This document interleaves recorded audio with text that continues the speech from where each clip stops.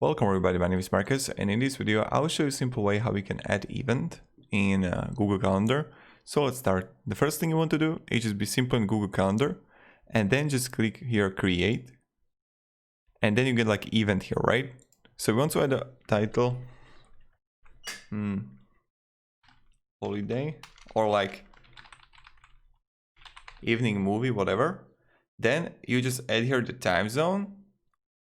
Also, like, what is the time? You can also choose all day if it's whole day. Then like, okay, so it's like evening movie, so I'm going to go like, I don't know, 7 p.m. to 8 p.m. or I can go 9:30. Then you can add a guest here if you want to. Then you got like add a location here and add the description, whatever.